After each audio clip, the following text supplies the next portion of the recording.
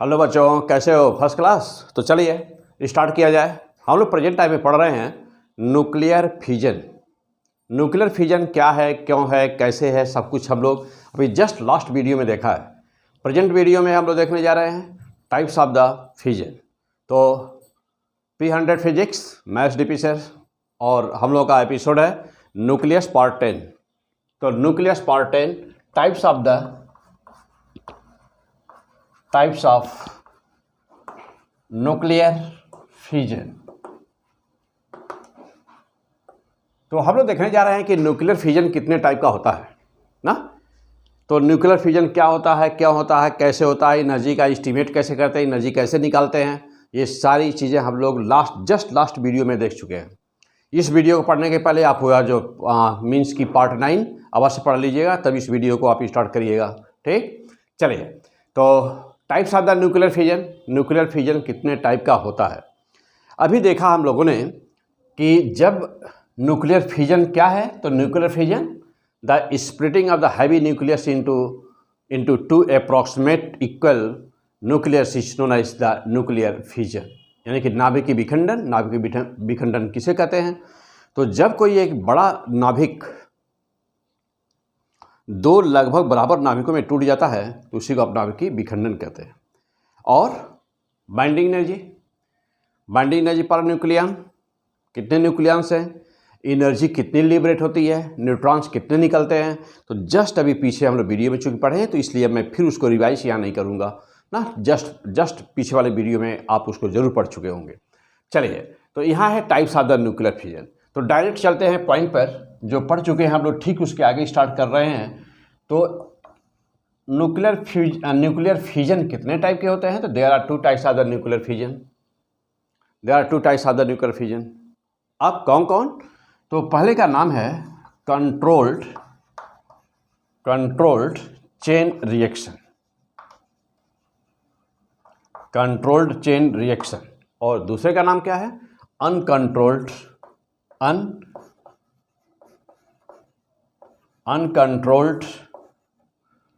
Chain reaction. दूसरे का नाम है अनकंट्रोल्ड चेन रिएक्शन। कोई एग्जांपल यदि ले लिया जाए तो कंट्रोल्ड चेन रिएक्शन यानी कि रिएक्टर, जिसको हम लोग कहते हैं एटॉमिक रिएक्टर।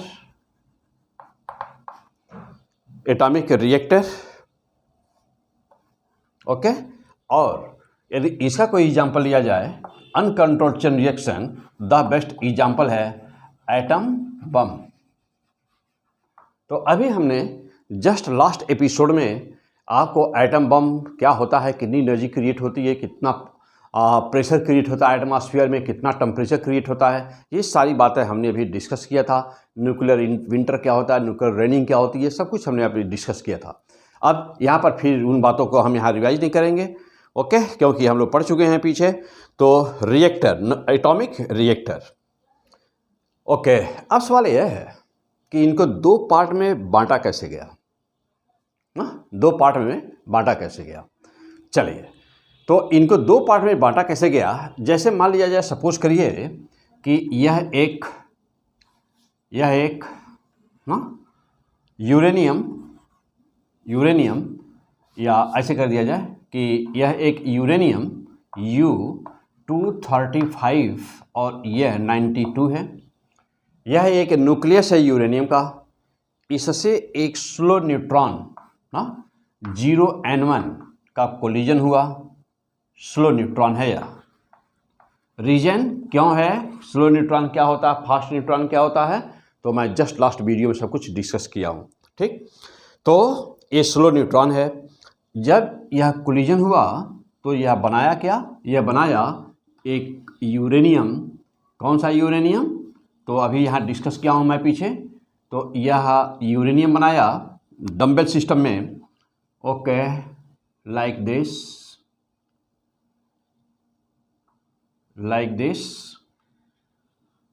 इस टाइप का। हाँ देखिए, इस टाइप का डंबल सिस्टम। एक यूरेनियम बना।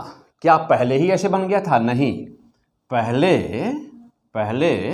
ये ऐसे बना, फिर तुरंत ऐसे बना। क्लियर? क्यों? क्योंकि ये जो बना यह कौन सा है? तो यह है हम लोगों का यूरेनियम 236, यानी यहाँ मैं नाम लिख दूँ यहाँ के बजाय, ये कौन सा है? तो यह है यूरेनियम 92, यूरेनियम 236। पहले बना ऐसे, 236 है यूरेनियम, पहले बना ऐसे, तुरंत इसमें इस फॉर्म में चेंज हो गया। इसे कहते हैं डम्बेल सिस्टम, और इसी को हम लोग कहते हैं क्या? लिक्विड ड्रॉप मॉडल बोलते हैं इसी को, लिक्विड ड्रॉप मॉडल बोलते हैं। तो कहा जाए कि नाभिकीय विखंडन या न्यूक्लियर फ्यूजन प्रोसेस किस मॉडल को फॉलो करता है? तो आप कहेंगे कि यह लिक्विड ड्रॉप मॉडल को फॉलो करता है। चलिए, इसके बाद क्या हुआ था? तुरंत यह दो पार्ट में टूट गया, अप्रॉक्सीमेटली इक्वल, लगभग इक्वल, नॉट एग्जैक्टली इक्वल। तो ये दो पार्ट में टूट गया। और क्या यहाँ से मिला था हम लोगों को? तो आप देखे हैं अभी जस्ट ये पॉइंट मैं डिस्कस कर दिया हूँ, लेकिन यहाँ थोड़ी सी ज़रूरत है इसलिए मैं दोबारा ले रहा हूँ। यहाँ पे देखिए, तो यहाँ पर ये यहाँ पे कितने न्यूट्रॉन मिले? तो यहाँ पर ये फर्स्ट न्यूट्रॉन है ना, 0n1, 0n1, 0n1, ये 3 न्यूट्रॉन मिले। और क्या मिला? एक ट्रिमेंडस अमाउंट में एनर्जी, देखिए ह्यूज अमाउंट में एनर्जी मिली, ह्यूज अमाउंट में एनर्जी मिली। ओके, एनर्जी रेडिएट हुई, एनर्जी रेडिएट हुई ना, एनर्जी रेडिएट हुई। ओके, तो ये है हम लोगों का yes type of the nuclear fusion. या चलिए भाई, तो न्यूक्लियर फ्यूजन है। अब यहाँ टाइप की बात हो रही है, तो टाइप क्या है? तो हम लोग पहले जा रहे हैं लेने कंट्रोल्ड चेन रिएक्शन देखने हम लोग जा रहे हैं। चेन नाम कहाँ से आ गया? क्यों पड़ा चेन रिएक्शन? आइए जा देखा जाए। अब यहाँ से देखिएगा, अभी क्या? अभी यहाँ पर एक न्यूट्रॉन था, एक न्यूक्लियस को तोड़ा, अब यहाँ पर 3 न्यूट्रॉन हैं, तो आगे पॉसिबिलिटी कितने न्यूक्लियस के टूटने की हो रही है? अब आगे यहाँ से पॉसिबिलिटी हो रही है 3 न्यूक्लियस के टूटने की।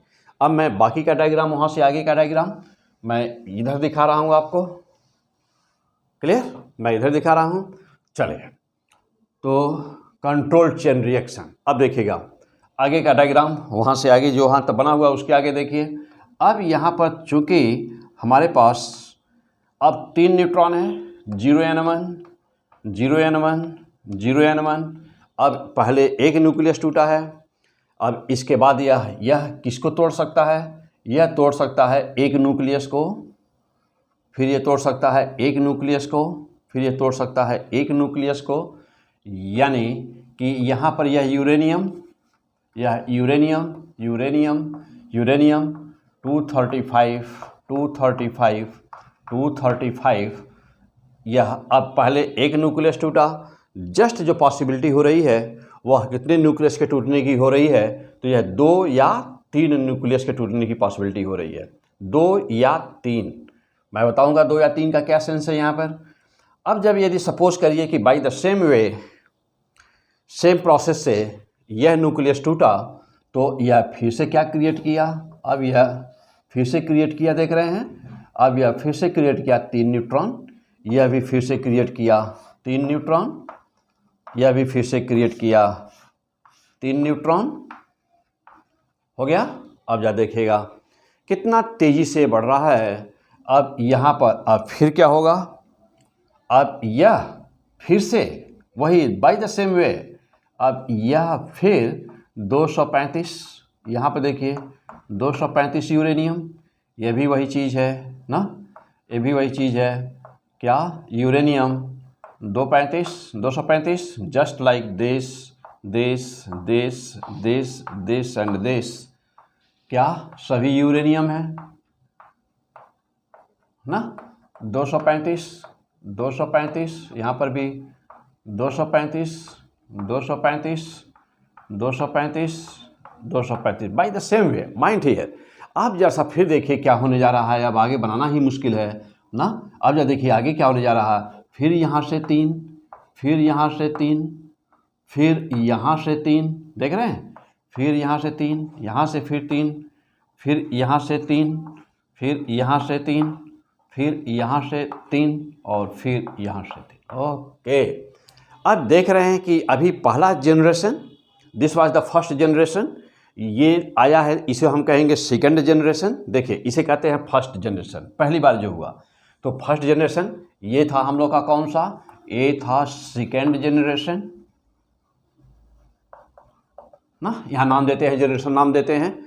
और जस्ट देखिए सेकंड जनरेशन हो गया, और ये जो अब आगे होने जा रहा है, ये क्या होने जा रहा है, यही है थर्ड जनरेशन। ओके, तो देख रहे हैं कि मात्र थर्ड जनरेशन में ही ब्लैक बोर्ड पे बनाना मुश्किल अब होने जा रहा है ना, थर्ड जनरेशन। और फोर्थ जनरेशन की यदि बात कर लें तो अब यहाँ पर भी न्यूट्रॉन, ये सब न्यूट्रॉन है, देख रहे हैं ये सब न्यूट्रॉन है, जरा देखिए ना, ये थर्ड जनरेशन में ही बनाना मुश्किल होना शुरू हो गया, देख रहे हैं, ये बनाना मुश्किल हो गया, थर्ड जनरेशन में बनाना ही मुश्किल हो गया, देख रहे हैं। तो ये थर्ड जनरेशन में बनाना मुश्किल हो गया। अब जैसा सोचिए कि अब आगे जो होने जा रहा है, क्या होने जा रहा है, ये होने जा रहा है फोर्थ जनरेशन। और फोर्थ जनरेशन, अब सपोज करिए कि यहाँ पर तो फोर्थ जनरेशन चौथी बार यानी कि वहाँ पर फ्यूजन होने जा रहा है, और यहाँ पर जनरेशन तो लाखों होंगे, मीन्स अनलिमिटेड हैं वह जो जनरेशन की संख्या है। क्यों? क्योंकि वहाँ पर कितने न्यूक्लियस, कितने न्यूट्रॉन्स निकल रहे हैं और कितने न्यूक्लियस हैं, उनकी कोई संख्या ही नहीं है। क्यों? क्योंकि आप जानते हैं, अभी अभी आपने देखा है, हम लोगों ने एक न्यूमेरिकल सीरीज के पहले वाले वीडियो में सॉल्व किया है, और देखा है आपने वहाँ पर कि 1 ग्राम यूरेनियम में कितने आइटम हैं, मीन्स कितने न्यूक्लियस हैं। 1 ग्राम यूरेनियम में कितने न्यूक्लियस हैं? जानते हैं कि 235 ग्राम में अवगाद्रो की संख्या के बराबर न्यूक्लियस हैं। तो 1 ग्राम में कितने हैं? तो 1 ग्राम में ना, 1 ग्राम में अवगाद्रो की संख्या के बराबर न्यूक्लियस। तो 1 ग्राम में कितने हो गए? 2.023 इंटू 10 टू द पावर 23 इतने हैं, है ना। तो अब जैसा सोचिए कि अवगाद्रो की संख्या के बराबर न्यूक्लियस है, अवगाद्रो की संख्या के बराबर न्यूक्लियस है, यानी कि क्या है अवगाद्रो की संख्या? 6.023 इंटू 10 टू पावर 23 है ना। तो 235 ग्राम में कितना न्यूक्लियस? 235 ग्राम में 6.023 इंटू 10 टू पावर 23 न्यूक्लियस। तो 1 ग्राम में, इसी में 235 से डिवीजन कर दीजिए, तो 1 ग्राम का निकल जाएगा। अब मान लीजिए 5 ग्राम में निकालना है तो 5 से मल्टीप्लाई कर दीजिए ना, निकाल सकते हैं। अब जैसा देखिए, तो जनरेशन की जहाँ तक संख्या बोली जा रही है, तो जनरेशन, तो फर्स्ट जनरेशन के बाद में second generation, third generation. Okay, topic है हम लोग का types of the nuclear fusion, कितने टाइप का होता है। अब तो यहाँ पर एक शब्द आया है कि कंट्रोल्ड चेन रिएक्शन, ठीक है ना, कंट्रोल्ड चेन रिएक्शन जैसा सोचिए। और दूसरा है हम लोग का अनकंट्रोल्ड चेन रिएक्शन। तो आइए इस शब्द को हटा दिया जाए यहाँ से।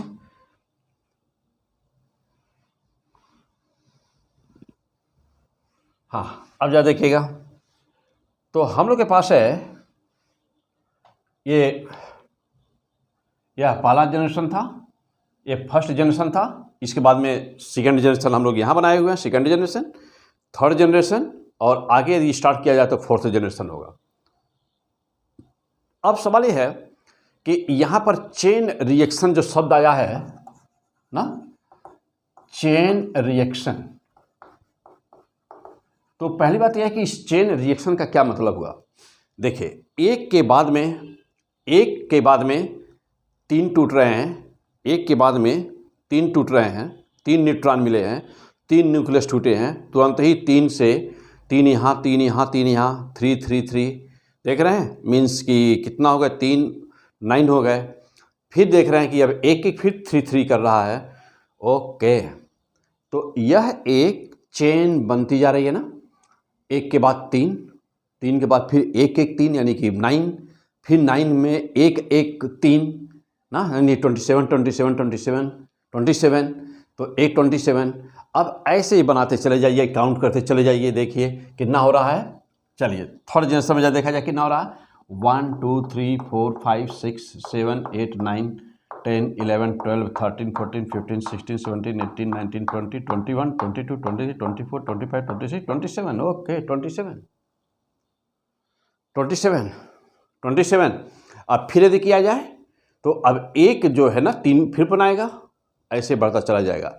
एक्चुअली किसका फॉर्मेशन हो रहा है? यह एक चेन प्रोसेस का फॉर्मेशन हो रहा है ना, इसीलिए से कहते हैं यह चेन प्रोसेस बन रही है ना, ऐसे चेन की तरह से, लड़ी की तरह से चलती चली जा रही है, इसीलिए इसका नाम पड़ा चेन रिएक्शन। रीजन क्लियर हो गए? इसी को कहते हैं चेन रिएक्शन। अब देखे होंगे कि न्यूक्लियर जो न्यूक्लियर फिजन प्रोसेस था हम लोगों का, तो वहाँ पर कुछ ऐसे थे प्रोसेस, न्यूक्लियर प्रोसेस, कि जहाँ पर 3 न्यूट्रॉन्स प्रोड्यूस हो रहे थे। कुछ ऐसे प्रोसेस थे जहाँ पर 2 न्यूट्रॉन्स प्रोड्यूस हो रहे थे, 2 न्यूट्रॉन प्रोड्यूस हो रहे थे। यह 3 न्यूट्रॉन्स वाले कई प्रोसेस इसको फॉलो करते हैं, 2 न्यूट्रॉन्स वाले को कुछ कम करते हैं। कुछ ऐसे भी प्रोसेस थे जहाँ पर 4 न्यूट्रॉन्स प्रोड्यूस हो रहे थे, अब क्वेश्चन यह है कि यदि आपसे कहा जाए कि न्यूक्लियर फिजन प्रोसेस में एवरेज न्यूट्रॉन्स की संख्या कितनी होती है, तो आप किस पर निशान मारेंगे? 3 पर, 2 पर, 4 पर, की कुछ एवरेज लेंगे? क्या करेंगे?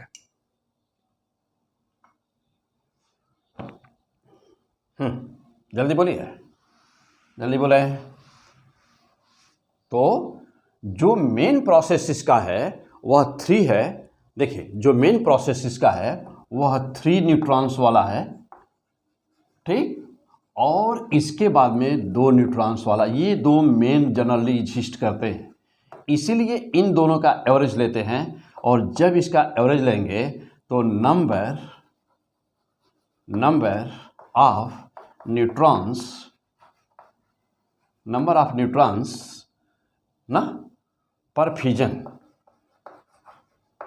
फिजन मीन्स क्या? दूसरे शब्दों में कह सकते हैं हम लोग एवरेज न्यूट्रॉन्स कितने होते हैं। चलिए, तो एवरेज न्यूट्रॉन्स की संख्या होती है 3 + 2 अपॉन 2, दैट इज 2.5। तो याद रखिएगा ये पॉइंट। यानी कि यदि आपसे पूछा जाए कि पर फिजन पर फिजन न्यूट्रॉन्स की संख्या कितनी होती है, तो आपको आंसर मारना होगा न 2 पर, न 3 पे, न 4 पर, आपको आंसर मारना होगा 2.5 पर। किसको मारना है? 2.5 पर। Okay, fantastic. तो 2.5, this is the 2.5 is the average number of the neutrons पर फिजन। न 3 पे, न 2 पे, न 4 पे। Okay, first class. अब आइए, अब अगला पॉइंट है हम लोगों का कि यह 2 कैटेगरी में इस फ्यूजन प्रोसेस को कैसे बांटा गया। एनर्जी का कैलकुलेशन कैसे करेंगे, पीछे मैं बता चुका हूं सब कुछ। तो यह अब यहाँ पर इसको दो प्रोसेस में कैसे बांटा गया, अब जब देख रहे हैं यह, इसको हमने छोड़ दिया।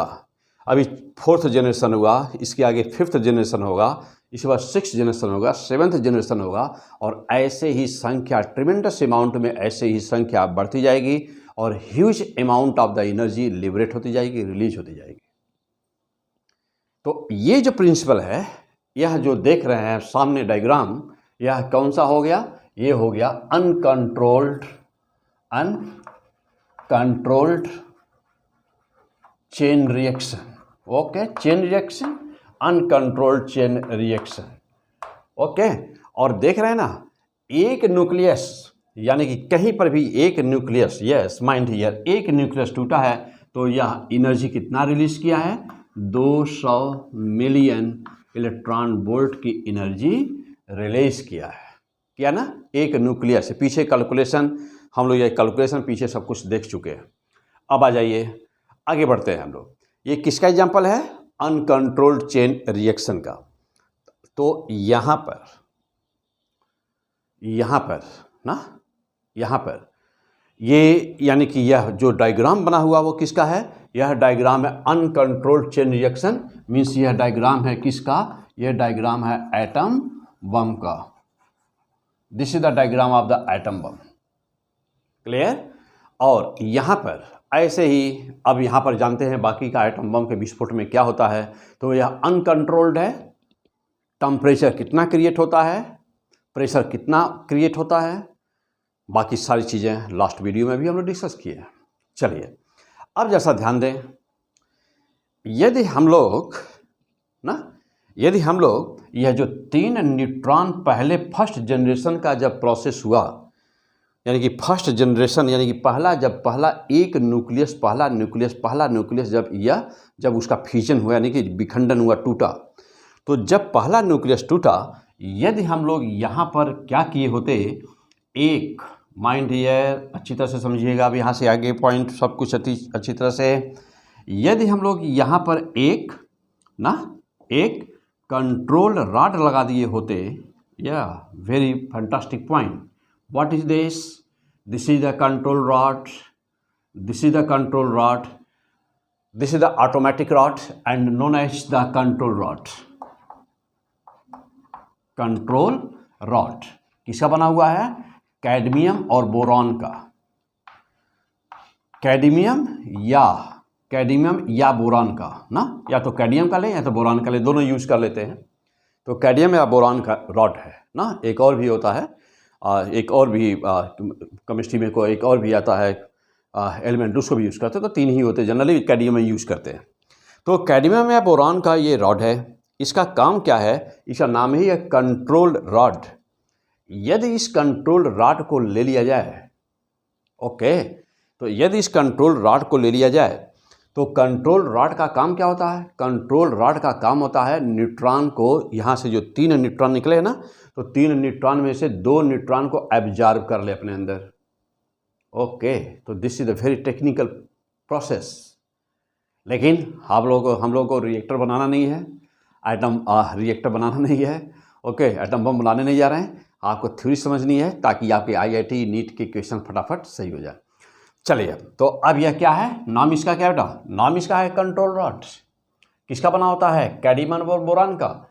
यह ऑटोमेटिक फिटिंग होती है, ज्यों ही एक न्यूक्लियस टूटता है, यह automatic control rod automatically push हो जाती है, और इसका क्रॉस सेक्शन यानी कि कितना एरिया इसका बाहर है, उसी पर एब्जॉर्प्शन न्यूट्रॉन का डिपेंड करता है। तो जितनी एरिया बाहर इसकी होगी, क्योंकि वहाँ तो एक न्यूक्लियस टूट नहीं रहा, बहुत सारे न्यूक्लियस टूट रहे होंगे, तो जितनी ही एरिया उसकी बाहर होगी उतने न्यूट्रॉन को ये कैलकुलेट कर लेगा, वो एब्जॉर्ब कर लेगा। यानी कि यदि एक का एग्जाम्पल लिया जाए न्यूक्लियस का, तो एक न्यूक्लियस टूटा है तो 3 न्यूट्रॉन हुए हैं, इन 3 में से जैसा देखिए इसने क्या किया है, इन 3 में से माइंड हियर, इन 3 में से 2 को एब्जॉर्ब कर लिया। किसको सपोज करिए यहाँ तक रॉड है, तो यह 2 को एब्जॉर्ब कर लिया है, और एक जो है इसमें से एक न्यूक्लियस, ये वाला न्यूक्लियस एक अभी खाली बच गया है, तो दो न्यूट्रॉन एब्जॉर्ब हो गए, एक न्यूट्रॉन अभी बचा हुआ है। यह न्यूट्रॉन फिर से अब एक ही न्यूट्रॉन को यह न्यूट्रॉन अब फिर से एक ही यूरेनियम 235 न्यूक्लियस को तोड़ पाएगा। यानी कि तो अब सेकंड, यदि कंट्रोल रॉड हमने यूज किया तो जो सेकंड जनरेशन आया, तो सेकंड जनरेशन में भी, अब चलिए हम यहाँ चौथा समझाते हैं, अब आपको देखिएगा समझिएगा। तो सेकंड जनरेशन में भी एक ही यूरेनियम 235 टूटा ना, एक ही सेकंड जनरेशन में एक ही यूरेनियम 235 टूटा। अगेन वही बात हुई, कौन सी बात हुई, 3 न्यूट्रॉन निकले, 3 न्यूट्रॉन निकल गए ना, और 3 न्यूट्रॉन को क्या किया, यह कैडमियम या बोरॉन की रॉड रही, क्या बोलते हैं, कंट्रोल रॉड। कंट्रोल रॉड, इस कंट्रोल रॉड ने क्या किया, 2 को एब्जॉर्ब कर लिया, फिर कौन बचा, अकेला एक न्यूट्रॉन बचा, 0 N1। फिर ये क्या किया, अकेला फिर से क्या किया, फिर गया न्यूक्लियस पे टकराया यूरेनियम 235 पर, यूरेनियम 235 पर फिर से टकराया, फिर से इसका फ्यूजन हुआ, वही कैसा फ्यूजन, वही लिक्विड मॉडल, फिर से वही लिक्विड मॉडल 2 पार्ट में फिर से टूटा ना, 2 पार्ट में फिर से टूटा, फिर वही बातें, क्या 3 न्यूट्रॉन फिर से निकले, फिर क्या किया हमारा कैडमियम रॉड ने, फिर से 2 को एब्जॉर्ब किया, फिर अकेला एक ही बचा। यानी कि यदि कोई ऐसी व्यवस्था कर दिया जाए फैंटास्टिक। यदि कोई ऐसी व्यवस्था कर दिया जाए न्यूक्लियर फिजन के समय कि हमेशा रिएक्टर के अंदर केवल एक ही न्यूट्रॉन अवेलेबल रहे और बाकी जो एक्सेस न्यूट्रॉन हो वह ऑटोमेटिकली एब्जॉर्ब कर लिए जाएं कैडमियम रॉड के द्वारा या बोरॉन रॉड के द्वारा, यदि वह एब्जॉर्ब कर लिए जाते हैं तो ऐसा प्रोसेस कैसा हो रहा है देखिए। चेन तो है ही, चेन तो बनती जा रही है, कंटिन्यूअस है, तो इसका मतलब चेन है। ऑटोमेटिकली सस्टेन्ड है, सस्टेन्ड मीन्स कंटिन्यूअस चल रहा है, कंटिन्यूअस में बीच में रुकावट भी नहीं आ रही है। तो कंट्रोल्ड है, सस्टेन्ड है, सेल्फ सस्टेन्ड है, यानी ऑटोमेटिकली चल रहा है, सेल्फ ऑटोमेटिकली चल रहा है। लेकिन अनकंट्रोल्ड है कि कंट्रोल्ड है? बम, एटम बम वाले में अनकंट्रोल्ड था, लेकिन यहाँ कंट्रोल है। कंट्रोल मीन्स कि यहाँ कंट्रोलर एक लगा हुआ है, एक कंट्रोलर रॉड लगी हुई है और यह रॉड क्या कर रहा है, हमेशा हमेशा एक ही न्यूट्रॉन को फ्री किए हुए है अगले जनरेशन का विखंडन करने के लिए, अगले जनरेशन का फ्यूजन करने के लिए हमेशा मात्र केवल एक ही न्यूट्रॉन अवेलेबल है। फैंटास्टिक, मजा आ गया? ओके, तो this is the discussion of the types of the fusion, nuclear fusion. Nuclear fusion कितने टाइप के? 2 टाइप के। पहला वाला कौन? जो अनियंत्रित हो, अनकंट्रोल्ड हो, जिसमें कोई भी कंट्रोल रॉड न लगाई गई हो, कंट्रोलर रॉड न लगाई गई हो, तो वह ऑटोमेटिकली 3 एक पहली बार में एक न्यूट्रॉन का बम्बार्डमेंट किया, एक न्यूक्लियस टूटा, फिर उसमें से 3 निकले, 2 निकले, एवरेज तो जानते 205 होता है, लेकिन मान लिया कि 3 निकला तो 3 न्यूट्रॉन निकले। अब फिर वह अगला फर्दर प्रोसेस में कितना न्यूक्लियस को तोड़ सकते हैं? 2 तोड़ सकते हैं, 3 भी तोड़ सकते हैं। मान लिया कि 2 तोड़ा तो 2 टूटे, फिर उसमें से 3 निकले, मान लीजिए एक में से 3 निकले, तो अब एक से 3 निकले, यानी अनकंट्रोल्ड वह होता चला गया, अनकंट्रोल्ड होता चला गया। क्लियर? अनकंट्रोल्ड ये होता चला गया, है ना? अच्छा, अब जैसा देखिए, लेकिन यदि वही ऐसा है कि उसमें कंट्रोल्ड रॉड लगा दिया जाए, कैडमियम या बोरान की कंट्रोल्ड रॉड लगा दी जाए, तो यदि कंट्रोल्ड रॉड लगा दी जाए तब क्या हो रहा था देखिए। तब देख रहे हैं कि हमेशा हर जनरेशन में यानी कि पहला एक बार हो गया तो दूसरा जनरेशन का लाएगा, तो हर जनरेशन में केवल एक ही न्यूट्रॉन अवेलेबल रहे तो वह सेल्फ सस्टेन्ड चेन रिएक्शन कहलाता है। तो यह है सेल्फ सस्टेन्ड चेन रिएक्शन। अब ओके, तो ये जो प्रोसेस हम लोग देख रहे हैं यह है self sustained chain reaction. Okay, तो आइए, अब जैसा हो गया, बन गया सब कुछ सबका, तो दोनों को आप क्लियर करके बना लीजिए, डायग्राम अलग से बना लीजिए, कंट्रोल्ड चेन रिएक्शन और uncontrolled chain reaction. Controlled chain reaction में हमेशा एक ही न्यूट्रॉन अवेलेबल रहेगा, बाकी 2 न्यूट्रॉन कंट्रोल रॉड के द्वारा एब्जॉर्ब होते रहेंगे, हर जनरेशन में एब्जॉर्ब होते रहेंगे, ऑटोमेटिक प्रोसेस चलता रहेगा। एग्जाम्पल इसका क्या है? न्यूक्लियर रिएक्टर या न्यूक्लियर पाइल, यानी कि परमाणु भट्ठी, न्यूक्लियर पाइल। ओके, अच्छा, और अनकंट्रोल्ड चेन रिएक्शन का एग्जाम्पल कौन सा है? Atom bomb. एवरेज नंबर कितना होता है न्यूट्रॉन्स का? 2.5। पक्का? क्लियर? ओके, चलिए आगे बढ़ते हैं। अब आइए, अब यहां से हम लोग देखते हैं अगला पॉइंट और क्या है। अब कहते हैं कि एम्प्लीफिकेशन फैक्टर क्या होता है। एम्प्लीफिकेशन फैक्टर की अब टर्म में हम लोग सीखने जा रहे हैं कि एम्प्लीफिकेशन फैक्टर क्या होता है, क्रिटिकल साइज क्या होती है।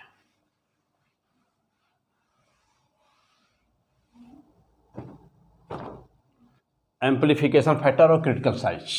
ओके, चलिए,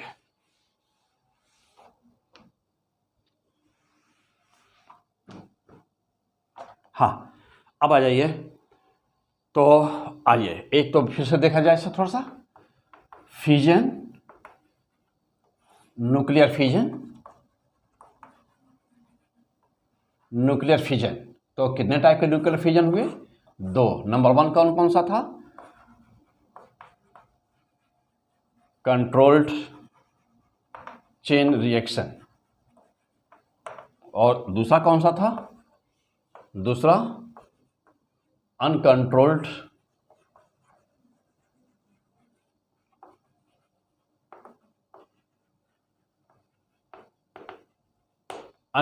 चेन रिएक्शन।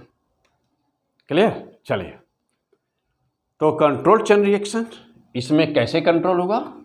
तो हमेशा डिफिनीशन में क्या कहेंगे कि ऑलवेज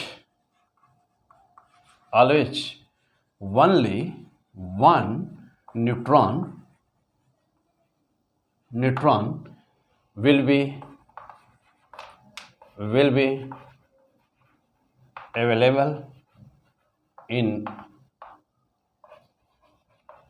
all generation। सभी जनरेशन में एक ही सभी जनरेशन में एक ही ओनली वन न्यूट्रॉन एक ही रहेगा सभी में। क्लियर? और ये कांस्टेंट, इसका रेट क्या रहेगा? तो रेट होगा कांस्टेंट रेट से प्रोसेस एग्जिस्ट करेगा। अनकंट्रोल्ड चेन रिएक्शन, अभी इसका एग्जांपल कौन सा था? तो इसका एग्जांपल कौन सा था? रिएक्टर। तो अभी हम लोग देखेंगे रिएक्टर क्या होता है। Okay, reactor. चलिए, अब यहाँ पे अनकंट्रोल्ड चेन रिएक्शन में एग्जांपल कौन है? एटम बम है। क्लियर? यहाँ पर कोई कंट्रोल रॉड नहीं है। इसमें क्या है? इसमें कंट्रोल रॉड की जरूरत पड़ती है। मीन्स कि यहाँ पर क्या लगा हुआ है? इसमें कंट्रोल रॉड है। हो गया? चलिए, तो यहाँ पर हम लोग का कंट्रोल रॉड। ओके, तो ये पॉइंट हम लोग का। आइए अब जा देखा जाए। अब पॉइंट हम लोग का है कि एम्प्लीफिकेशन फैक्टर क्या है? What is the amplification factor? और क्रिटिकल मास, क्रिटिकल साइज क्या होते हैं? चलिए, तो पहला पॉइंट ये कि एम्प्लीफिकेशन फैक्टर क्या है। तो write the heading amplification factor. Amplification factor. तो amplification factor it represented by k, it represented by small k. क्या होता है यह? तो this is the number of neutrons produced in any generation, किसी भी जनरेशन में। ओके, ध्यान दीजिएगा, बहुत ही इम्पॉर्टेंट टॉपिक है कि नहीं? हाँ, क्या पढ़ रहे हैं हम लोग? P100 physics, nucleus. हाँ, न्यूक्लियस बहुत ही इम्पॉर्टेंट टॉपिक। चलिए, तो amplification factor, number of the nucleons, number of neutrons produce in any generation, किसी भी जनरेशन में प्रोड्यूस्ड हुए न्यूट्रॉन की संख्या अपान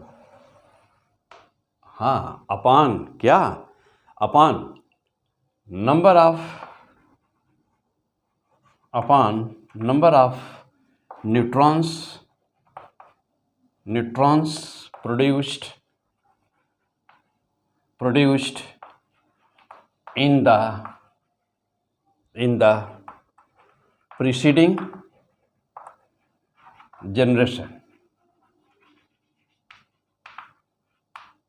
प्रेसिडेंट जनरेशन मीन्स कभी भी, माइंड हियर, देखिए एम्प्लीफिकेशन फैक्टर क्या है? तो number of neutrons produce in the any generation, किसी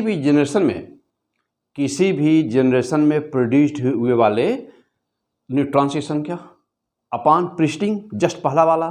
तो जस्ट पहले उससे क्या प्रोड्यूस हुआ है वो कितना है, ये। इसे कहते हैं क्या? इसे कहते हैं एम्प्लीफिकेशन फैक्टर। अब जा देखिएगा, अब यहाँ पॉसिबिलिटी क्या क्या हो सकती है? तो पहली पॉसिबिलिटी के का मान 1 हो, दूसरी पॉसिबिलिटी के का मान 1 से ज़्यादा हो, और तीसरी पॉसिबिलिटी के का मान 1 से कम हो। यह क्या होगा, यह क्या होगा, ये क्या होगा? तब होगा क्या?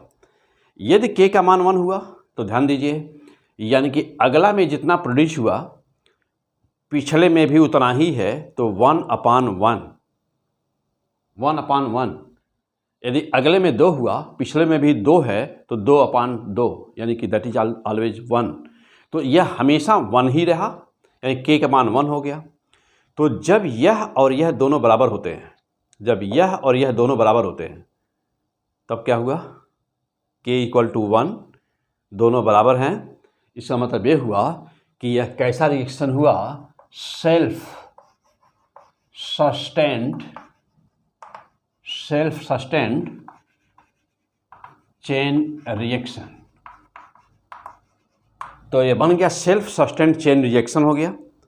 और इसी समय जो फिजनेबल फ्यूल रखा हुआ था, जो मास रखा हुआ था वहाँ पर फ्यूल, उसको कहते हैं ना, उसको कहते हैं क्रिटिकल मास, उसी को कहते हैं क्रिटिकल मास कहते हैं। ओके, यानी कि फिजनेबल मटेरियल जो भी था उसके मास को कहते हैं क्रिटिकल मास। इस सिचुएशन में जब k का मान 1 हुआ तो क्या हुआ, इसे कहते हैं सुपर क्रिटिकल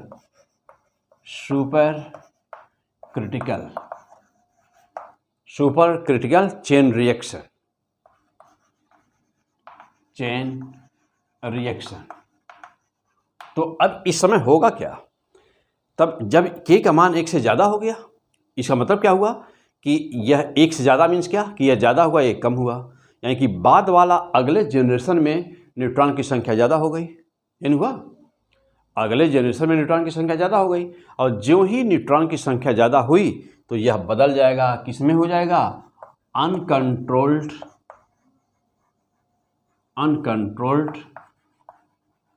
चेन रिएक्शन।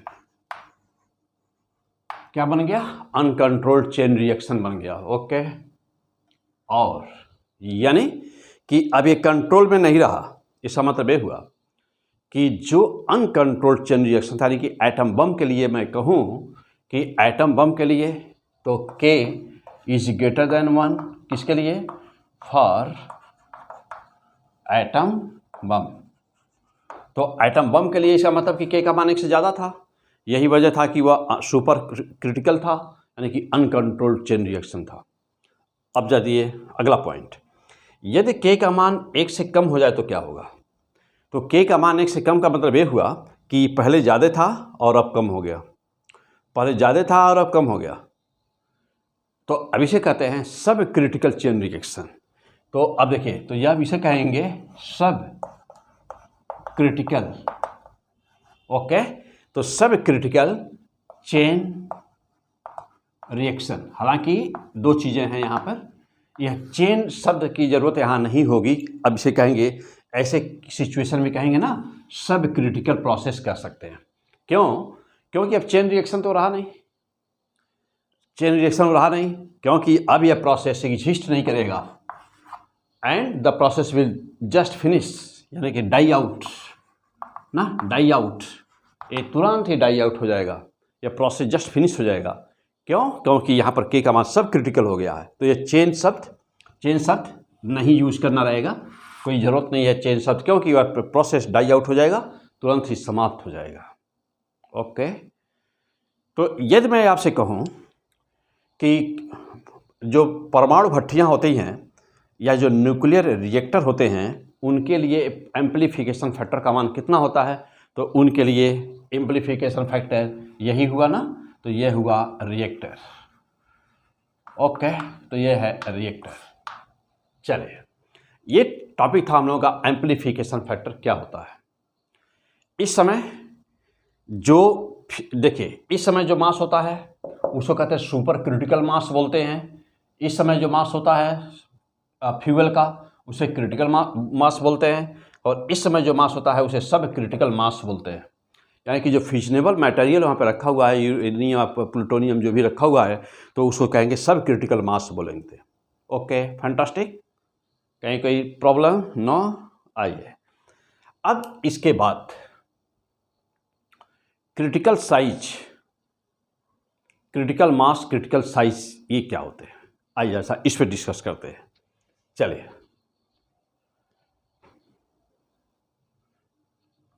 तो क्रिटिकल मास और क्रिटिकल साइज, ये कहाँ से आता है, क्या इसकी ज़रूरत यहाँ पड़ जाती है?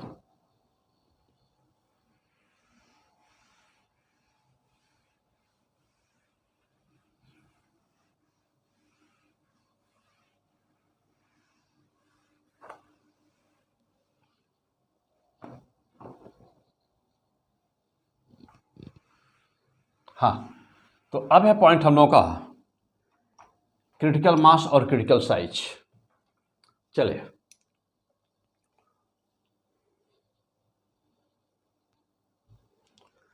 हाँ, देखते हैं हम लोग ये है कि न्यूट्रॉन जब न्यूक्लियर फिजन होता है ना, जब न्यूक्लियर फिजन होता है तो जो न्यूट्रॉन की स्कैटरिंग होती है, तो माइंड हियर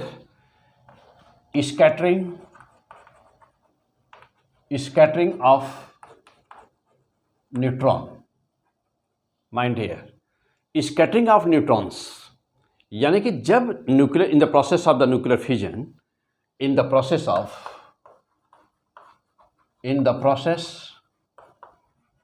ऑफ फिजन, तो scattering of the neutrons directly proportional to R square. सवाल यह है कि yes, what is the R square, what is R? तो R is the radius of the fissionable material, where R equal to radius of fissionable substance, means कि जो भी वहाँ पर फिजन प्रोसेस के लिए रखा हुआ, चाहे वह यूरेनियम है, चाहे वह यूरेनियम 235 है, यूरेनियम 238 है या प्लूटोनियम है, तो जो भी रखा हुआ है या उसका रेडियस है आर। अब माइंड हियर इस और production of neutrons directly proportional to R cube. अब आप कहेंगे सर ये कहाँ से आ रहा है? तो यह क्रॉस सेक्शन एक हेडिंग होती है, क्रॉस सेक्शन टॉपिक है, वो आप लोगों को जानने की जरूरत नहीं है, इतना भी है ना, यहाँ तक भी जाने तो बहुत ही ज़्यादा है, आपको मैं बहुत डीप में बता रहा हूँ ना, इससे आगे तो आपके सिलेबस में नहीं है। चलिए, तो स्कैटरिंग यानी कि जब कहीं पर मीन्स जब फ्यूजन होता है तो जो न्यूट्रॉन निकलता है ना, तो जो फिजनेबल सब्सटेंस वहाँ पे रखा गया है तो उसका रेडियस यदि आर हो तो उसके स्कैटरिंग की जो चांसेस होती हैं, तो scattering of the neutrons proportional to R square होता है। और जहाँ पे आर फिजनेबल सब्सटेंस का रेडियस है, और प्रोडक्शन की यदि बात करें तो जो चांस ऑफ प्रोडक्शन होता है और आर के साथ उसका रिलेशन देखा जाए तो यह होता है आर क्यूब। अब यदि हम दोनों का रेशियो निकाल देना, तो रेशियो बराबर कितना हुआ? तो यदि रेशियो निकाल दिया जाए दोनों का, तो जो रेशियो आता है ना, तो रेशियो प्रोपोर्शनल टू कर दिया जाए, तो या ऐसे पहले कर दिया जाए कि जो रेशियो आता है ना, इसी रेशियो को ही हम लोग कहते हैं क्या? इसी रेशियो को ना कहते हैं के। यही रेशियो ही के कहलाता है। के मीन्स क्या? तो के मीन्स व्हाट इज के? एम्प्लीफिकेशन फैक्टर कहलाता है। एम्प्लीफिकेशन फैक्टर, तो यही एम्प्लीफिकेशन फैक्टर कहलाता है। ओके, यहाँ फिर से लिख दें इसको, देखिए, तो यह कहलाता है एम्प्लीफिकेशन फैक्टर।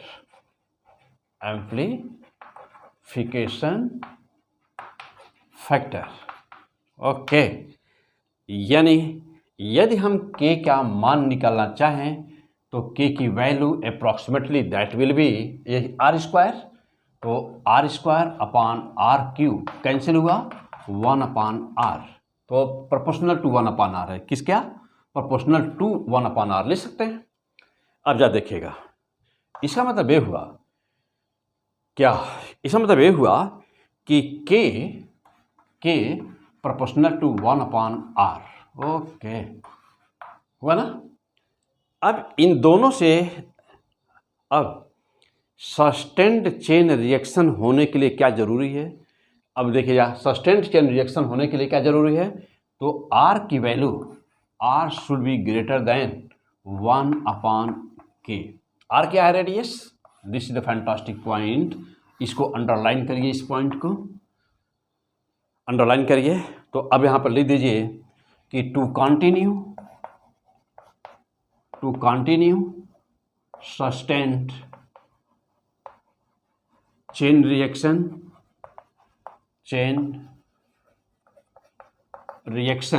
क्या होना चाहिए, तो continue sustain chain reaction was underline this, R की वैल्यू 1/k से ज़्यादा होनी चाहिए। और यदि ना, देखिए, और यदि क्या R का मान, हाँ, अब R को क्या कहेंगे, R should be greater than 1/k।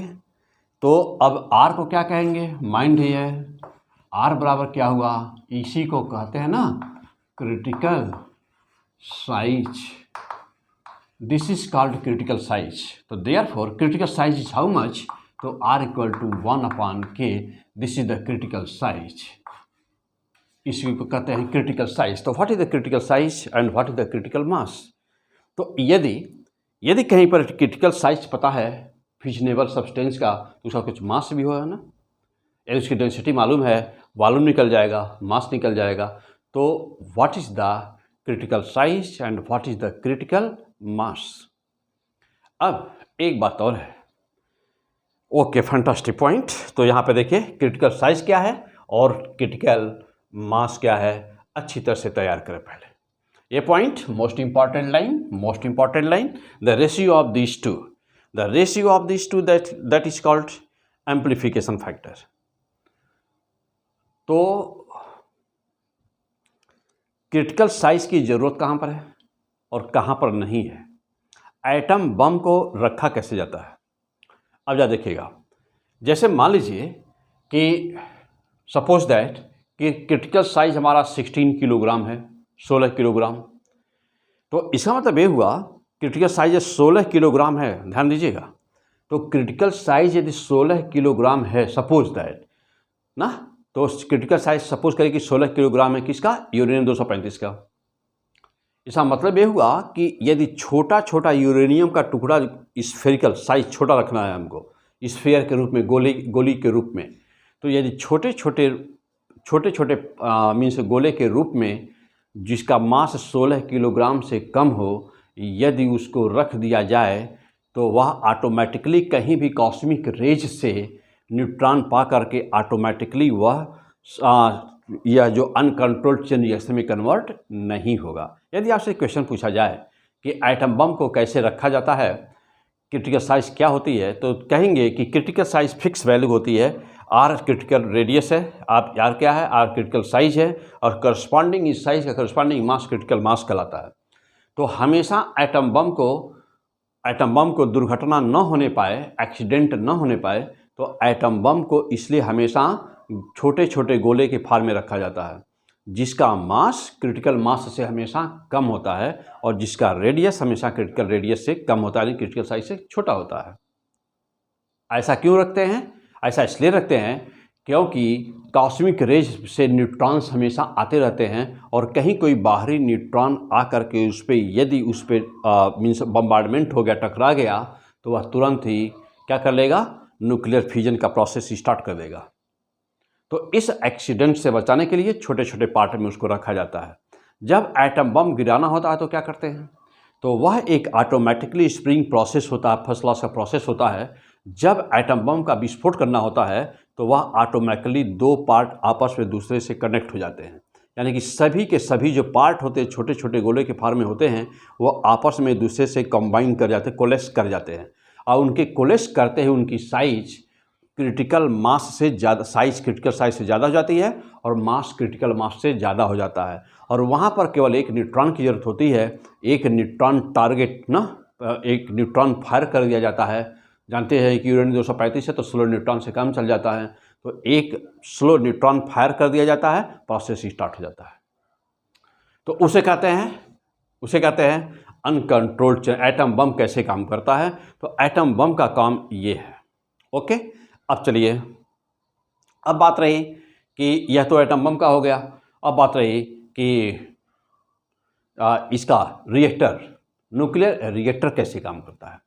तो atom bomb uncontrolled chain reaction था और रिएक्टर कंट्रोल्ड चेन रिएक्शन है। अब ये कैसे काम करता है, क्या काम करता है, आइए चलिए उसको देखते हैं। ओके, तो यहाँ पर सब कुछ क्लियर हो गया आप लोगों का। आ जाइए, और कोई पॉइंट? हाँ चलिए, अब है टॉपिक हम लोगों का कि रिएक्टर। ओके, तो अब चला जाए रिएक्टर, देखते हैं हम लोग। हाँ, एक बात और यहाँ देखते चलें कि जो यूरेनियम 235 है ना, तो यूरेनियम 235 और प्लूटोनियम 235 यदि तुलना किया जाए तो यूरेनियम 235 की तुलना में ये प्लूटोनियम 235 बहुत ही आसान है ना, उसका यूज़ करना बहुत ही आसान होता है। और जो क्रिटिकल साइज होती है प्लूटोनियम 235 की और कम होती है और छोटी होती है। आइए, तो अब है हम लोग का topic control chain reaction.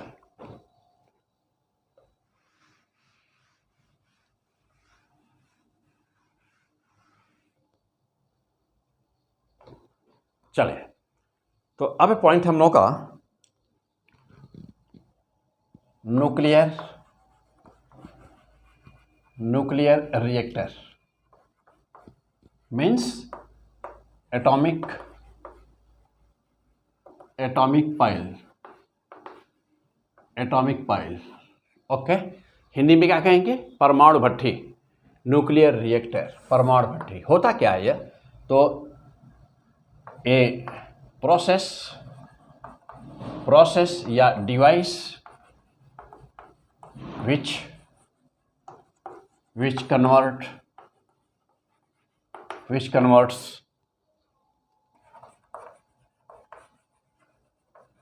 nuclear energy into electric energy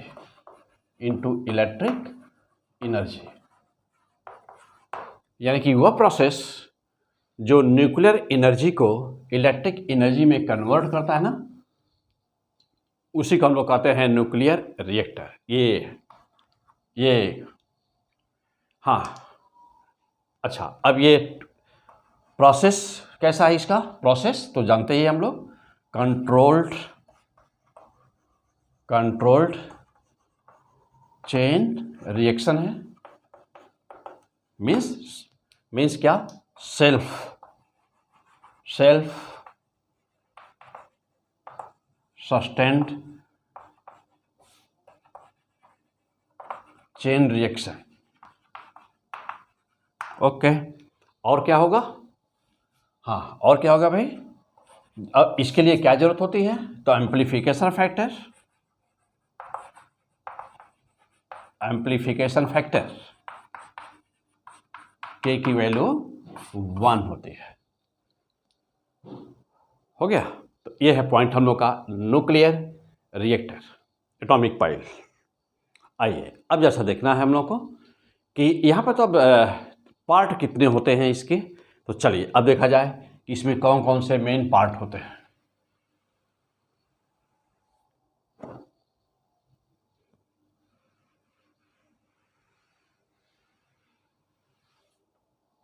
देखिए, यहाँ से देखते होंगे कि केमिस्ट्री में भी क्वेश्चन आंसर आता है और फिजिक्स में आता है, यानी कि मोस्ट इंपॉर्टेंट पॉइंट है आपके लिए। चलिए आ जाइए और आगे बढ़ते हैं हम लोग। तो पार्ट्स कौन कौन है भाई, नंबर 1 फ्यूएल।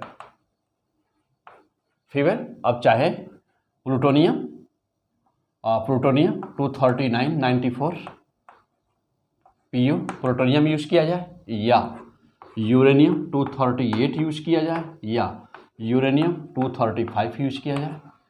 क्लियर, तो कोई भी यूज़ किया जाए तो ये इसको फ्यूल कहते हैं। यानी कि जो हैवी जो सब्सटेंस, जो रेडियो एक्टिव सब्सटेंस वहाँ पे रखा गया है, उसको हम लोग फ्यूल कहते हैं।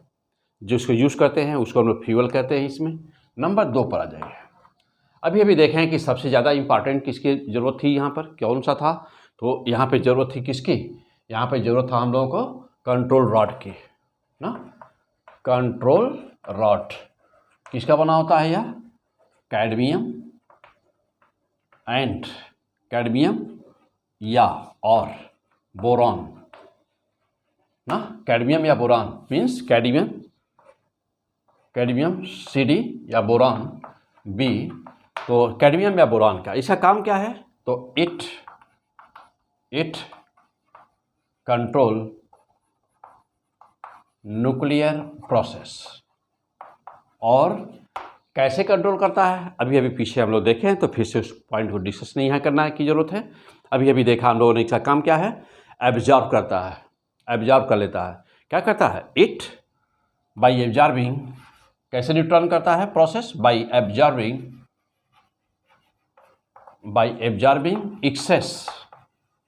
Access fast neutrons, excess fast moving neutrons, तो यह एब्जॉर्ब कर लेता है। आ जाइए अब नंबर 3 पर करते हैं। नंबर 3 पर मॉडरेटर।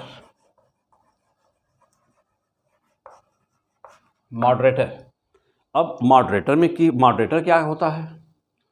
तो मॉडरेटर की ज़रूरत क्यों पड़ी? जानते हैं कि यूरेनियम 235,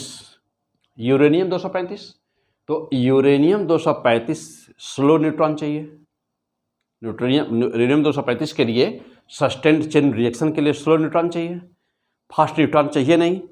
तो मॉडरेटर का काम होता है, अच्छा एक चीज़ और, कि अभी जस्ट पीछे वीडियो में हम लोग देखे हैं कि फास्ट न्यूट्रॉन क्या होते हैं, स्लो न्यूट्रॉन क्या होते हैं। तो फास्ट न्यूट्रॉन वे होते हैं जिनकी एनर्जी 2 मिलियन इलेक्ट्रॉन वोल्ट के लगभग बराबर होती है, के आसपास होती है।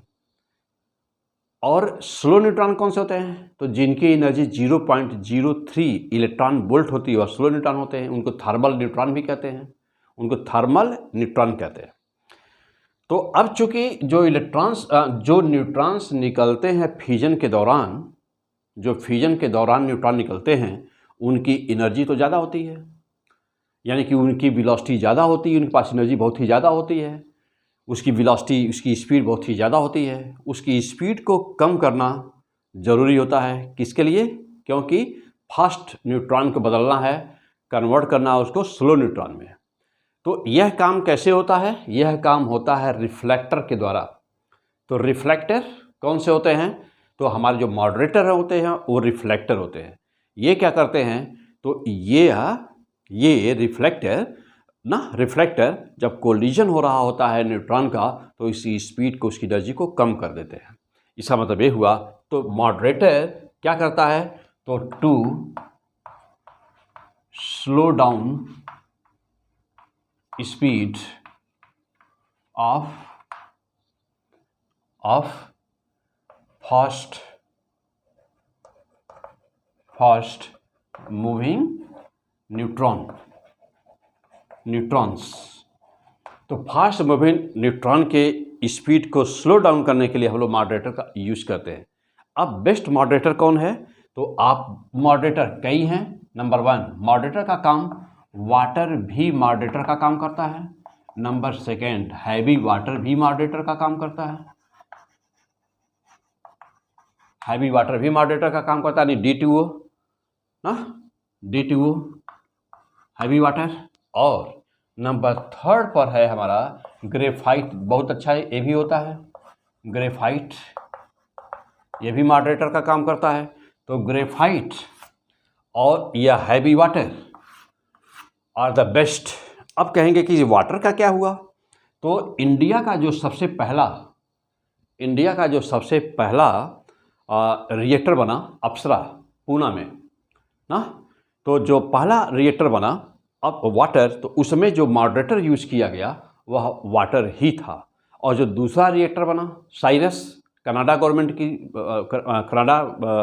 की गवर्नमेंट ने जिसको मतलब बनवाया, उसकी सहायता से बना, तो साइरस, तो उसमें यूज़ किया गया हैवी वाटर। यानी कि यह कहाँ पर यूज़ किया गया है? अप्सरा। और ये कहाँ पर यूज़ किया गया है? साइरस। साइरस। तो यह इंडिया का पहला 1948 के अराउंड, तो देश जब आज़ाद हुआ ठीक उसी समय, तो यह पहला बना था अप्सरा। वहाँ पर मॉडरेटर के रूप में वाटर यूज़ करते हैं, हैवी वाटर नहीं यूज़ किया गया है। First class. ओके, क्या हो रहा है? धुनाई की पढ़ाई, धुनाई क्या? P100 physics. चलो और आ जाओ। लेकिन अब आपको एक क्वेश्चन दे दिया और कह दिया कि which one is the best moderator, which one is the best moderator, और नाम दिया water, heavy water, water, heavy water and graphite, तीनों दे दिया। बेस्ट पूछा है, तीनों मॉडरेटर है, लेकिन पूछा है बेस्ट, किस पर निशान मारें? किस पर निशान मारें? Heavy water.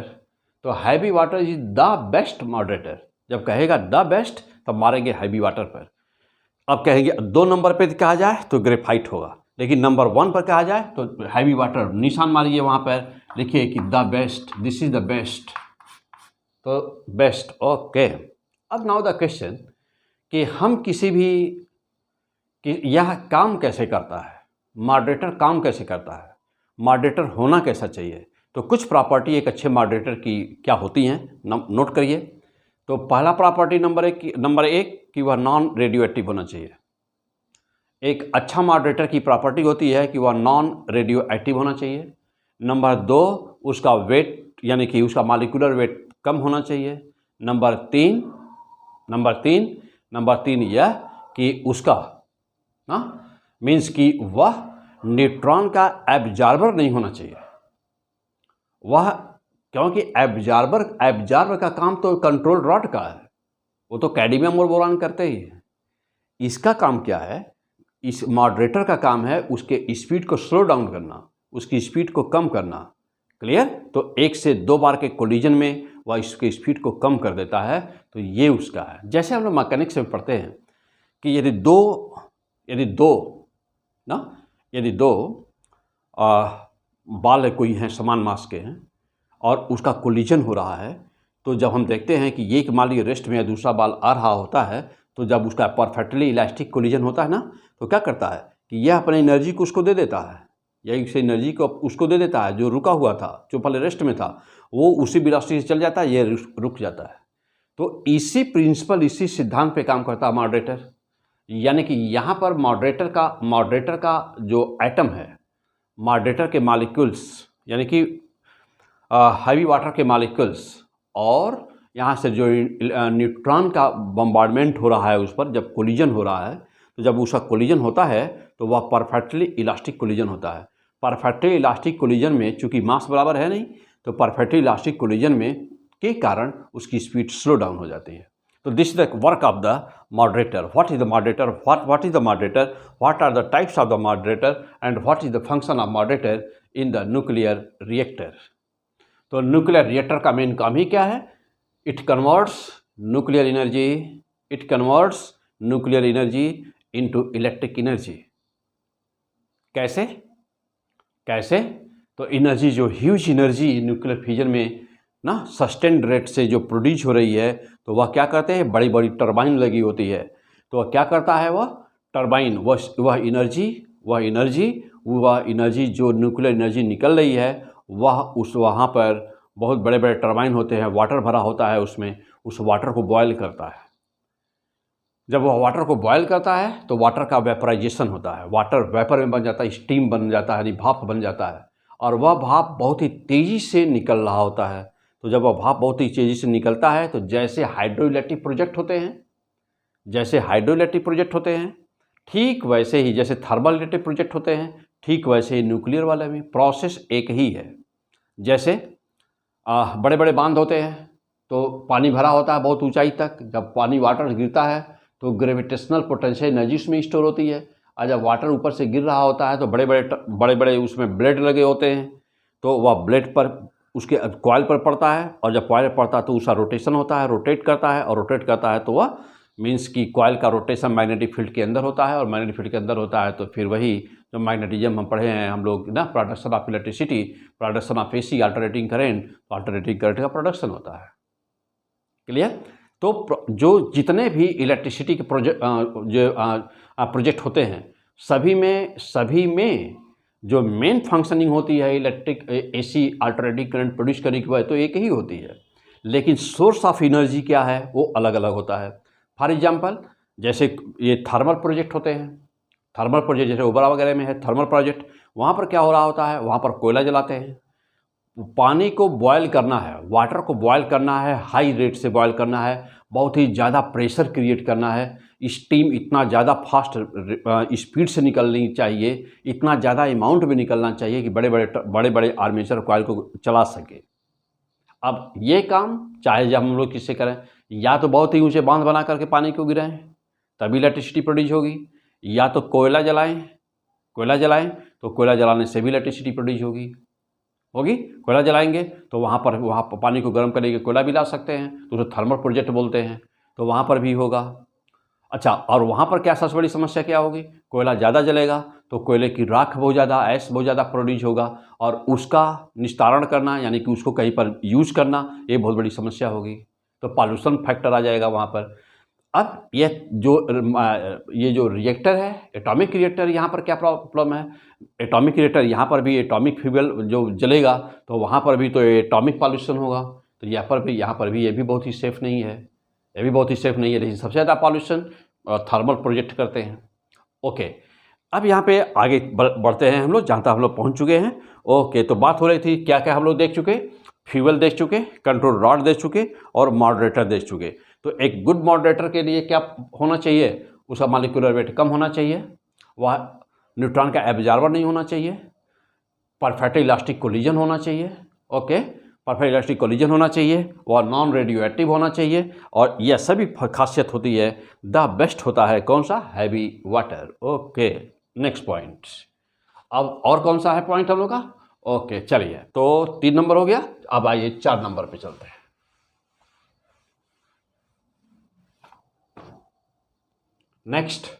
अब नेक्स्ट नंबर पे है कूलेंट।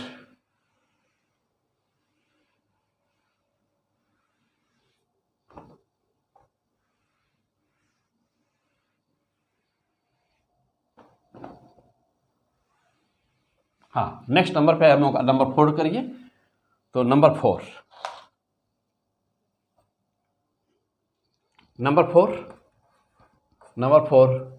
कूलेंट।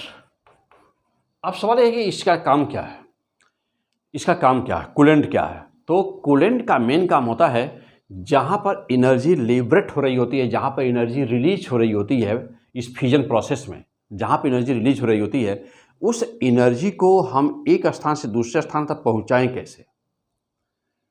वाटर को बॉयल कराना है, हमारा काम ही है वाटर को बॉयल कराना, तो वाटर को बॉयल कराने के लिए हम लोग यूज़ करते हैं क्या, कूलेंट। तो the best coolant is the cold water is the best coolant. Water के अलावा हम लोग कूलेंट में और क्या यूज़ कर सकते हैं, तो हम लोग यूज़ करते हैं, वाटर करते ही हैं ना, नंबर 1 पर, नंबर 2 पर air is also the best coolant, and number 3 पर हम लोग यूज़ करते हैं CO2। ओके, तो CO2 को भी हम लोग यूज़ करते हैं। तो दीज आर द कूलेंट्स। इनका काम क्या होता है, तो इस कूलेंट का काम होता है इट कैरी ना access heat from the reactor. यह हीट को रिएक्टर के अंदर से हीट को बाहर निकालना है। तो जानते हैं कि द बेस्ट कूलेंट वाटर है, क्योंकि इसका स्पेसिफिक हीट भी ज़्यादा होता है 1, तो इसलिए इसका द बेस्ट कूलेंट, यानी कि यह हीट को ज़्यादा एब्जॉर्ब कर लेता है, और एब्जॉर्ब कर करके वाटर बॉयल, अच्छा अभी खासियत क्या होती है कि बॉयल भी उसी समय हो जाता है, तो हीट को, कोल्ड वाटर है या हीट को ले करके निकल जाता है, तो यह हीट को कूलेंट यूज़ करते हैं। क्लियर। तो to cool the reactor, to absorb the excess heat from inside the reactor, हम लोग यूज़ करते हैं कूलेंट। तो this is the coolant. Okay, हाँ एक बात और यहाँ पर ज़रा देख लेंगे, एक रिएक्टर होता है जिसको हम लोग कहते हैं फास्ट ब्रीडर रिएक्टर। तो यहीं पर भी नाम दे दें उसका भी, एक FBR कहते हैं इसको कहते हैं फास्ट ब्रीडर रिएक्टर ना।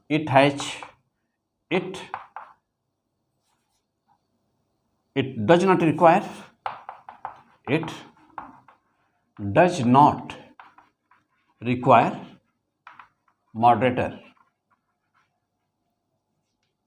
इसमें मॉडरेटर की कोई जरूरत होती नहीं, it does not require moderator. और बट यूजेज कूलेंट, कूलेंट क्या यूज करते हैं, तो यहां पर लिखेगा लिक्विड सोडियम। ओके, तो चूंकि हम यहां डिस्कस कर रहे हैं कूलेंट, इसलिए हम यहां पर इसके साथ ही साथ ये भी बताते चले आपको कि FBR। अब FBR होता क्या है, फास्ट ब्रीडर रिएक्टर ये क्या होते हैं, अभी हम लोग जस्ट आगे डिस्कस में कर रहा हूँ। तो FBR अभी हम बाद में डिस्कस करेंगे, पहले यहाँ पर बस यहाँ पर कूलेंट की बात हो रही थी। तो लिक्विड सोडियम भी कूलेंट के रूप में यूज़ किया जाता है। अब सवाल यह है कि कहाँ किया जाता है, तो फास्ट ब्रीडर रिएक्टर में किया जाता है। अब आप कहेंगे सर कि फास्ट ब्रीडर रिएक्टर क्या है। कोई भी ऐसा रिएक्टर जिसका मेन काम क्या हो, कोई भी ऐसा रिएक्टर जिसका मेन काम हो कि कम फ्यूल ले करके, यानी कि यूरेनियम हमने 238 दिया उसको, तो जितने मात्रा में हमने यूरेनियम 238 दिया उससे ज़्यादा वह प्लूटोनियम 239 दे रहा है, या जितना हमने उसमें थोरियम दिया, थोरियम 230, उससे ज़्यादा वह दे रहा है यूरेनियम 233। ऐसा रिएक्टर जो फ्यूल कम ले, यानी ले कम और दे ज़्यादा, ले कम और दे ज़्यादा, उसको कहते हैं फास्ट ब्रीडर रिएक्टर। तो इनका काम है फ्यूल का उत्पादन करना, क्योंकि प्लूटोनियम, तो प्लूटोनियम जानते हैं प्लूटोनियम 239, तो प्लूटोनियम यूरेनियम 238 से बनाया जाता है। किसमें, फास्ट ब्रीडर रिएक्टर में। बहुत सारे पॉजिट्रॉन्स और बहुत सारे आइसोटोप्स वगैरह भी बनाए जाते हैं फास्ट ब्रीडर रिएक्टर में। लेकिन सर जो मेन वर्क होता है फास्ट ब्रीडर रिएक्टर का, वह काम होता है प्लूटोनियम का उत्पादन करना और यूरेनियम 233 का उत्पादन करना। कैसे, मैं अभी आगे लेकर के बाई इक्वेशन अभी प्रूफ करके दिखाऊंगा कि कैसे। लेकिन अभी हम लोग का टॉपिक चल रहा है रिएक्टर। रिएक्टर में देख रहे हैं कूलेंट, कूलेंट में फास्ट ब्रीडर रिएक्टर का कूलेंट लिक्विड सोडियम होता है, और यहाँ पर यूज़ करते हैं जनरली एयर भी यूज़ करते हैं, CO2 भी यूज़ करते हैं, water is the best coolant. अब अगला पार्ट, इसका अगला पार्ट चले।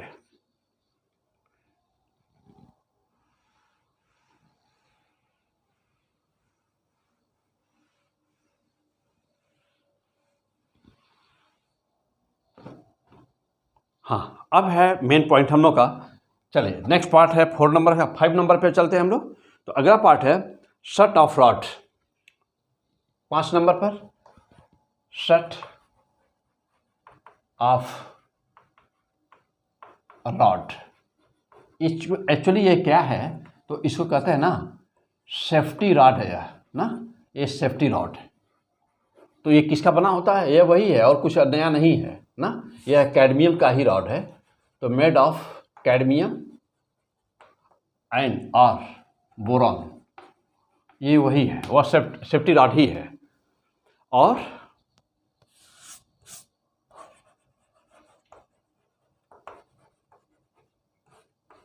CD या बोरॉन B, ये वही है। अच्छा, इसका काम क्या होता है, सपोज करिए कि कहीं एक्सीडेंट हो गया, सपोज करिए कि न्यूक्लियर रिएक्टर में कहीं एक्सीडेंट हो गया, तो उस एक्सीडेंट में अचानक न्यूट्रॉन्स की संख्या ज़्यादा हो गई।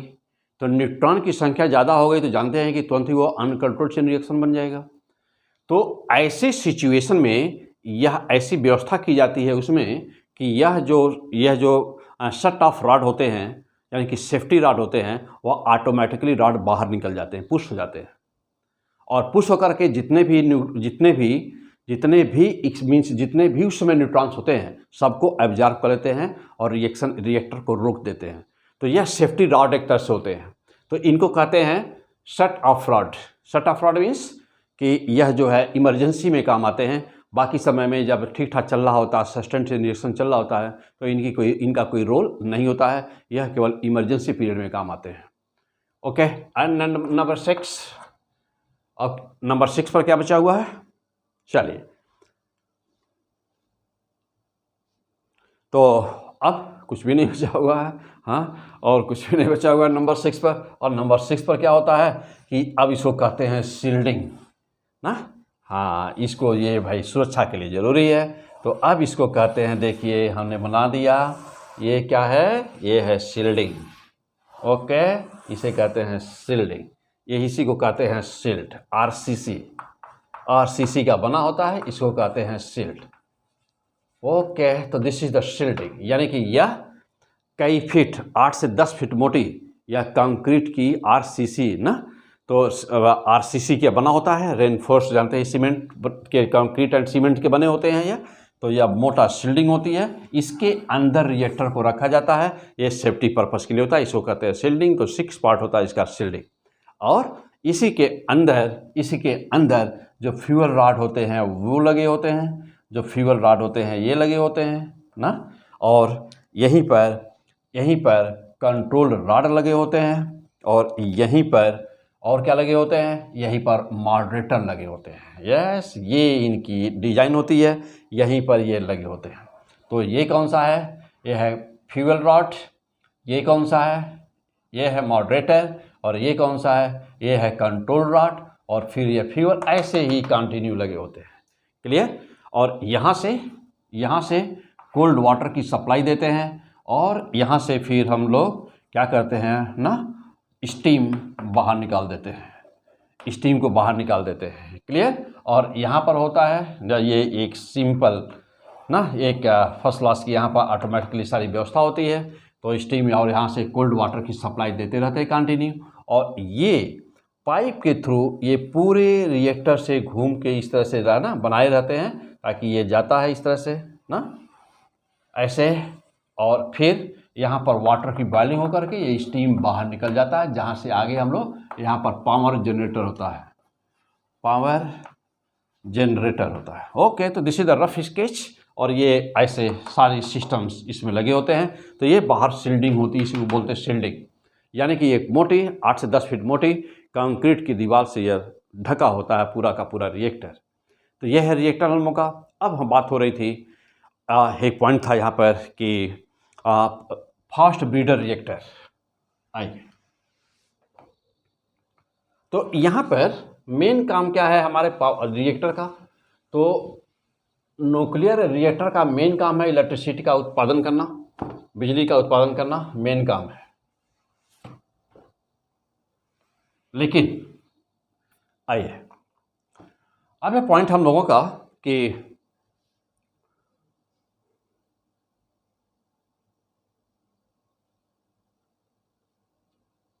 चलिए, तो अब है हम लोग का मेन काम क्या है। तो देखें, तो पावर ना पॉइंट ले लिया जाए, फास्ट ब्रीडर रिएक्टर, FBR, नाम नोट कर दीजिए, fast breeder reactor, FBR, fast breeder reactor. तो main work of the reactor is to produce the electricity, to convert nuclear energy into electric energy, ये main काम इसका है। लेकिन इसके अलावा और क्या क्या होता है, तो अब यहाँ पर एक पॉइंट लिख दीजिएगा, the main work of reactor is to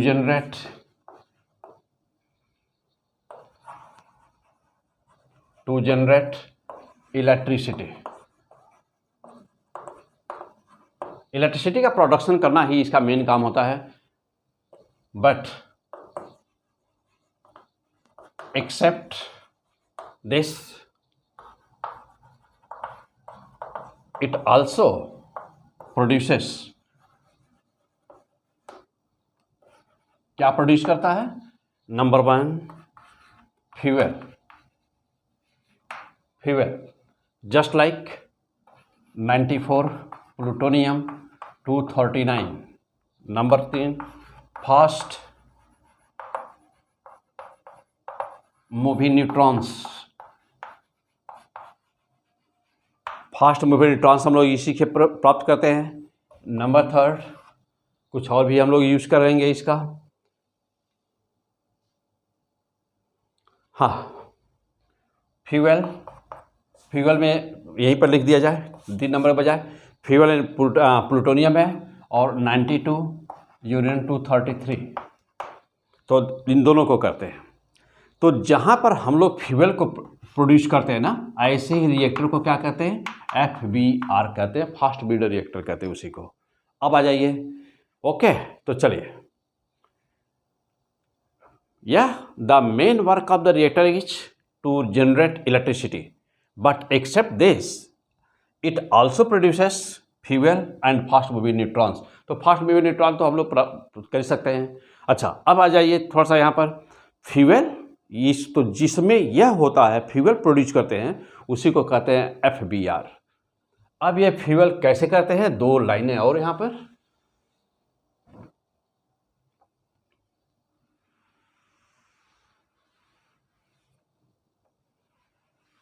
हाँ, अगर देखिएगा होता क्या है, तो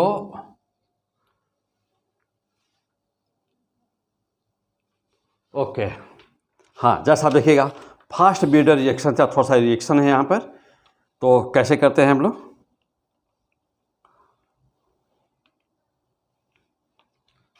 फास्ट ब्रीडर। तो जो सिंपल हमारा रिएक्टर होता है, जो हमारा सिंपल रिएक्टर होता है ना, जहाँ पर इलेक्ट्रिसिटी का उत्पादन, बिजली का उत्पादन होता है, तो जो न्यूट्रॉन, जो फास्ट मूविंग न्यूट्रॉन, जो फास्ट मूविंग या स्लो मूविंग हो, तो जैसे यूरेनियम 235 यूज कर रहे हैं तो स्लो मूविंग न्यूट्रॉन होगा। तो जो स्लो मूविंग न्यूट्रॉन यूरेनियम 235 को उसका डिसइंटीग्रेशन में भाग नहीं लेता, यानी कि उसको तोड़ने में भाग नहीं लेता, वो खाली बच जाता है। तो होता क्या है, आइए ज़रा देखा जाए। होता यह है कि यूरेनियम 92 यूरेनियम 238, यानी यहाँ पर 238 हम यूज कर रहे हैं, प्लस 0N1 क्या बना दिया, यह क्या बना दिया, तो यह बना दिया अनस्टेबल। देखिएगा, ध्यान दीजिएगा, ये क्या बनाया, तो ये बना दिया 92 यूरेनियम 239, यूरेनियम 239। यह बहुत ही अनस्टेबल है, अनस्टेबल, और यह तुरंत ही ब्रेक कर जाता है, और यह तुरंत ही ब्रेक करके अनस्टेबल है। हाँ, एक बात और भी क्या रहता है, और भी कुछ है, तो यूरेनियम 239 बनाता है और प्लस गामा रेज और प्लस एनर्जी लिबरेट करता है। अब जा देखिएगा, अब अगला स्टेप 92 यूरेनियम 239 क्या करता है, यह ब्रेक कर देता है अपने आप को और यह नेपच्यूनियम में बदल जाता है। तो 93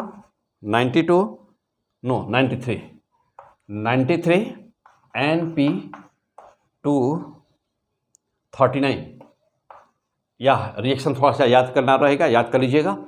तो 93 और हाँ, अब और क्या बनाएगा, तो देखिए बढ़ा है ना, यानी कि बीटा निकाला होगा, तो 1 - 1 बीटा 0 और प्लस क्या है, जब बीटा निकला है तो एंटी न्यूट्रिनो भी होगा, एंटी न्यूट्रिनो और प्लस एनर्जी लिबरेट होगी। हाँ, अब जब देखिएगा तो बीटा इमिशन है, या एनर्जी नहीं है। चलिए, अब जैसा देखिएगा फिर क्या हुआ, अब यह नेपच्यूनियम 93 NP, ओके, 239 फिर बीटा का इमिशन करता है।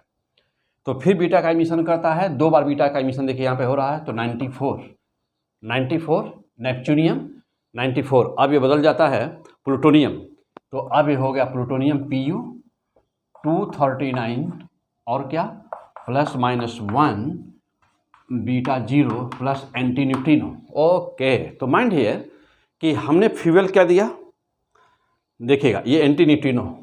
ओके, ध्यान दीजिएगा कि एक ऐसा रिएक्टर, ओके, माइंड हियर, जानते हैं कि जो यूरेनियम होता है हमारा, तो यूरेनियम में 0.7% ही हमारा यूरेनियम 235 होता है, बाकी का सब कुछ यूरेनियम 238 होता है। तो सपोज करिए कि कहीं पर नेचुरल यूरेनियम रिएक्टर में रखा हुआ है, तो यदि नेचुरल यूरेनियम है और ये हमारा जो न्यूट्रॉन है ना, यह फास्ट की ज़रूरत ही नहीं है, यह स्लो की ज़रूरत है। ना, फास्ट पर भी ये प्रोसेस हो एग्जिस्ट करता है, स्लो पर भी करता है। तो यहाँ कोई ज़रूरी नहीं कि ये स्लो ही रहे, तो बस यह यूरेनियम न्यूट्रॉन लिख दिया जाए। तो न्यूट्रॉन जब रिएक्ट करता है तो देखिए ये क्या बनाता है, यूरेनियम 239 बना, गामा रेस एनर्जी लिबरेट होती है यहाँ पर।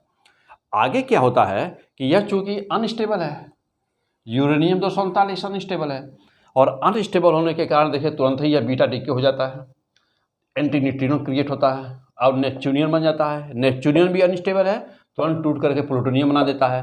तो देख रहे हैं, हमने लिया था यूरेनियम 238 और बना रहा है क्या, प्लूटोनियम 239। एक ध्यान दीजिएगा, एक यूरेनियम, एक न्यूक्लियस यूरेनियम 238 का प्लूटोनियम 239 बना रहा है। यानी कि सीधे सीधे कहें कि 238 ग्राम लिया और 239 ग्राम दिया, है कि नहीं।